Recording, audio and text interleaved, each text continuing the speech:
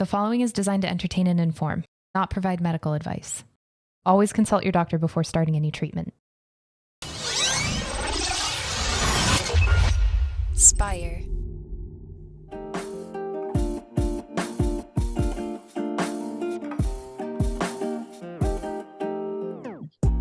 Welcome back to the Kidney Stone Diet Podcast, the show about reducing your kidney stone risk and living your best life. I'm your host and fellow student, Jeff Saris.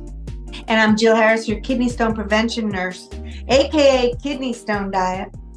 That's me. That is you. It would be funny if that was your name. It'd be a very specific first name. Kidney Stone Diet Harris. Wouldn't that be funny? Well, I don't have a middle name. We made that clear, Mom. Didn't we? Mom, no middle name. It could be Jill Kidney Stone Diet Harris. Yeah. Well, there's always time. There's always time. All right, so I'm ready. We've already taped 4 shows today, so this old lady's ready to rock and roll. Yeah, so instead of a listener question this week, we are going to do an FAQ. But for everyone out there with a question, the number again is 773-789-8763, and we'd love to have your voice on a future episode. And for everyone who has called in, we'll get to you in the upcoming weeks. But yeah, we appreciate everyone's call. So this week, the question, though, that we're going with is spaghetti high in oxalate? Which, of course, spaghetti, pasta, it'll all fall under the same umbrella, but that is a common question because of the Harvard list. It is a common question. And since I'm wearing red, I saw myself in the camera. I'm like, please press the red subscribe button. Yeah, just when you thought I didn't forget, people. 65% of you have not subscribed, but you're watching. So please do that for us. I love you. Thank you. Okay, spaghetti. Is spaghetti high in oxalate?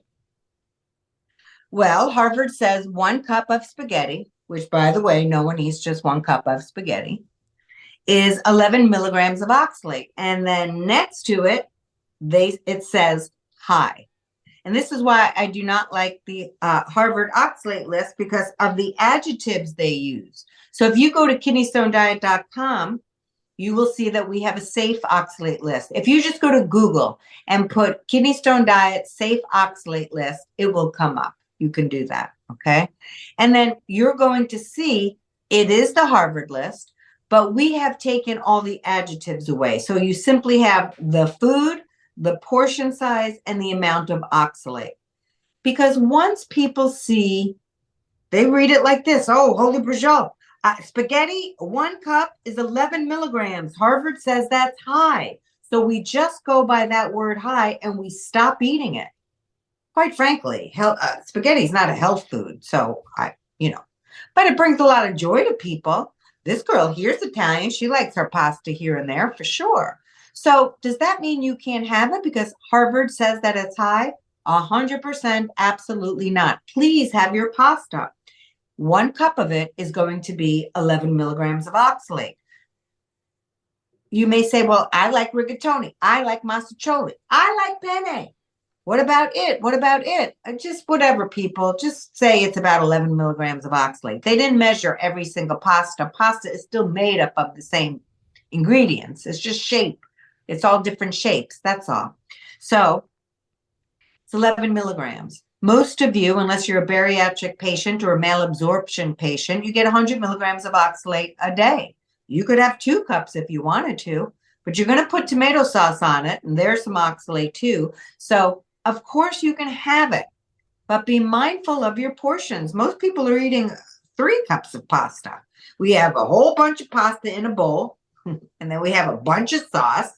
People also get nervous about all the tomato sauce. Tomato sauce is higher in oxalate. Jeff, when you get a second, look how much it will say tomato sauce, I think. Look under tomato and see what it pulls up for the oxalate level. Yeah, so we have half of a cup of tomato sauce is 17 milligrams.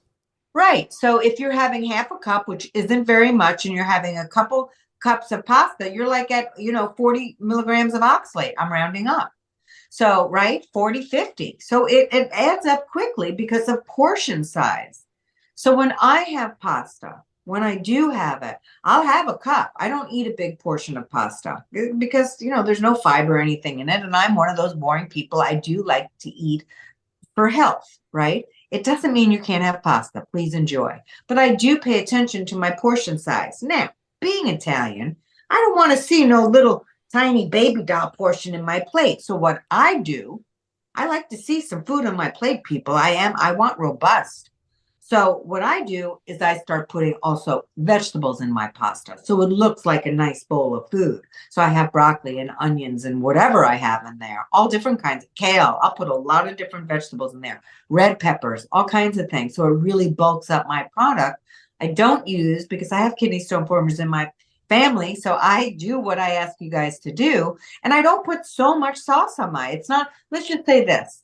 I'm cognizant that they're not free foods. They all have oxalate in them. So watch the portion size. If you're sad like me when you see a little cup of food on your plate, then bulk it up with other healthier things. And, just don't have 3 cups of sauce on your product. It's perfectly okay to have pasta. I always tell my patients, please bring it back on your plate. Not a problem. But don't eat it every day. Don't eat 5 cups. And watch your portion size.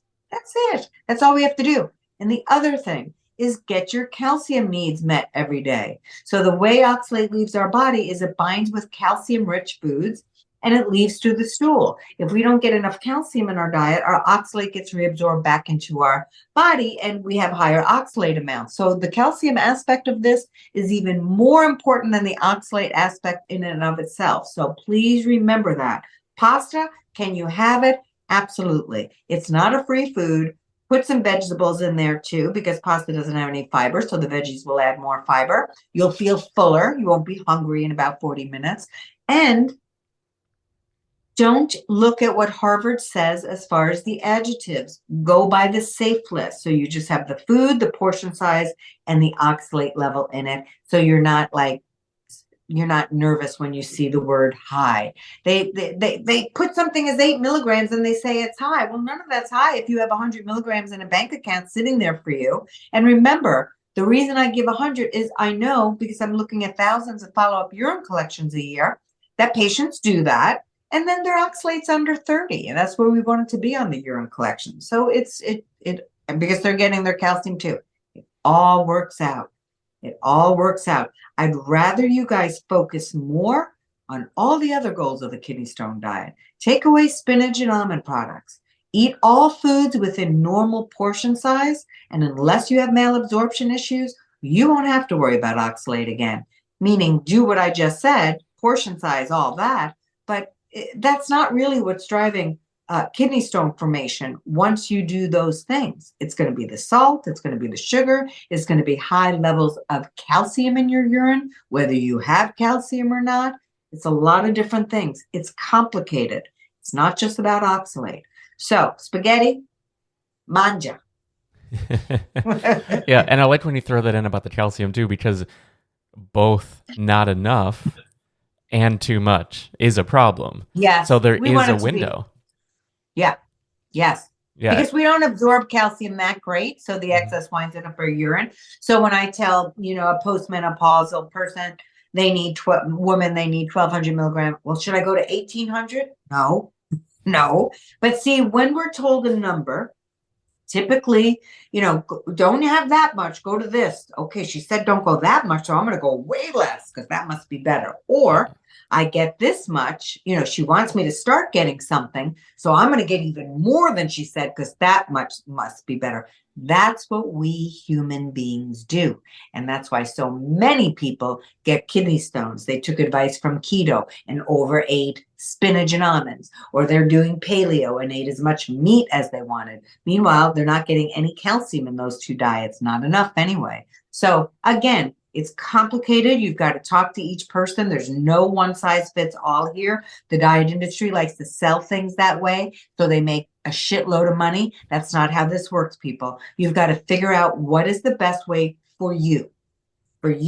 And this is why diets don't work overall. You've got to talk to people. You've got to hold some hands. You've got to figure out why they're doing what they're doing and lead them in a different way, not just because I say it's the right way. It's the way that's the right way for them. That's all very important. You can't read a book and then going to do something and that's going to work for you and 5 million other people. It's not how it works. And this is why people fall off the wagon on diets. It's not made for them. You've got to figure out what works for you and do that. Because what we're asking you to do is a lifetime of this. So you practice for a lifetime. And that's why our diet is a bunch of goals. You do whatever lifestyle you want that works for you and feels good to you, but you got to fit into our goals to lessen your stone risk, right? So if you're watching salt and sugar, you want to do keto, God bless, go do it. If you want to do paleo, if you want to do Atkins, if you want to do Mediterranean, whatever works for you, just fit into our salt, sugar,